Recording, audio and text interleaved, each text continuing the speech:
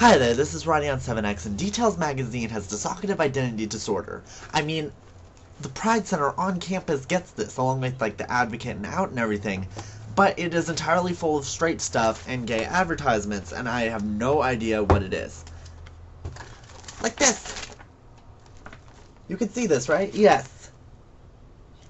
This is a Dolce & Gabbana advertisement with a nearly naked man. They have Smart Water advertisements with nearly naked, well, attractive men are selling stuff about as frequently as attractive women are. And yet, it's full of, like, these random things that I'm just going to talk about because I feel very strongly about this issue of Details Magazine. So the article that made me actually want to read this was Meet the Guys Who Are Trying to Nail Your Wife. It's over there.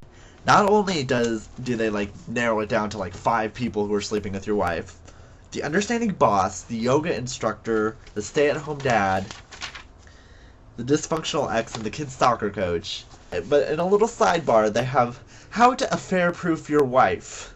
For instance, if she's not complaining about the nightly dinner couch sleep rut you've fallen into, don't assume that it's a sign of contentment or even just resignation. She could be resenting it. Barash who's Barash? I don't know. Recommend surprising her with a night at a hotel or sending her a suggestive text message. Why not just get out of the couch, sleep, whatever rut? I forgot what the rut was, but whatever. That's not addressing the problem. It's just like this article is trying to make all these men into, like, paranoid, controlling freaks, when they really just should be focusing on being the best husband that they can be, and if they are the best husband that they can be, then if their wife's cheating on them, then they probably deserve it, and yeah. That sounded really bitchy. So, basically, the effect of this article is to make men extremely suspicious of any other men that are coming into contact with their wife, which, I don't know. Maybe it's just because I'm gay and, like, there's not this whole gender divide thing, but most of the stuff is just, like, brutally obvious. Like, pay attention to your wife, and she won't leave you. Another article is Josh Groban is not a tool, and I decided to actually read this because I didn't know who Josh Groban is, and I didn't know why he was a tool, and apparently the only reason why he's a tool is because he's saying, you raised me up. And so apparently that's a bad thing because men's wives play the song and they don't like it. Which means that I can call Jack Johnson a tool. Oh my god, it's a new season of Weeds on June 16th. And then, of course, the wholesome article by Michael Chabon about how to tell your kids that you smoke pot. I think that's what it is about. I did not read all the way through it. I was like, I'm not going to be able to use this anyway, so there's no point.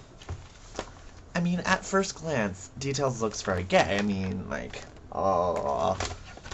and how to pull off color and various style things, and why Obama is kissing this kid's ass.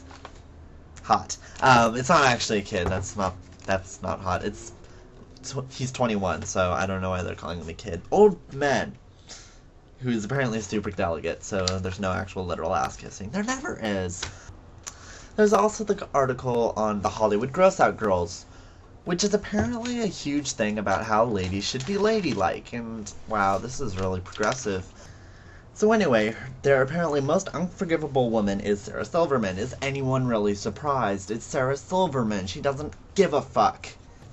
Apparently, it's acceptable for women to like sports, own Guitar Hero, go makeup free, listen to rap, like porn, like beer, and wear boxers and sweatpants. But it is not acceptable to wear an NFL jersey to dinner, to hawk a loogie, to sit with their legs open, to pick fights with other women and men, to call men son, who does this, to use cunt regularly, they say the C word, cunt, to scratch below the belt and adjust their underwear in public. Basically the behavior that most men already have. And double standard. That's all I'm saying.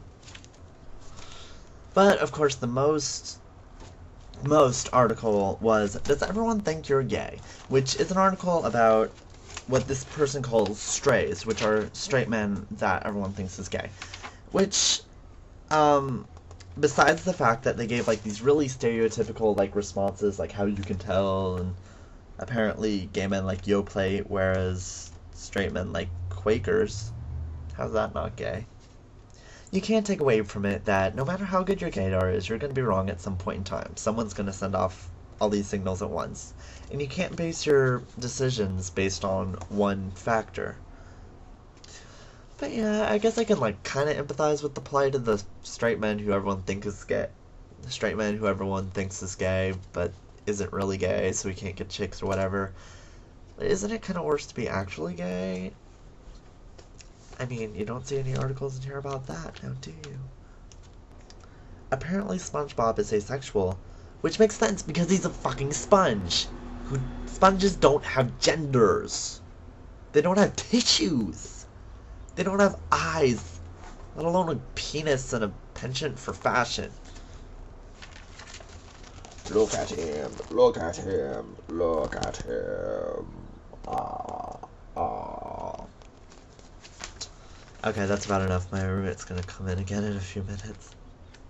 I'm sorry for not having made a lot of videos really recently. I have a lot of ideas like bouncing around in my head. I have a fashion video like all made up, but I have to get some music for the intro, and I'm gonna start Bible videos. Yeah.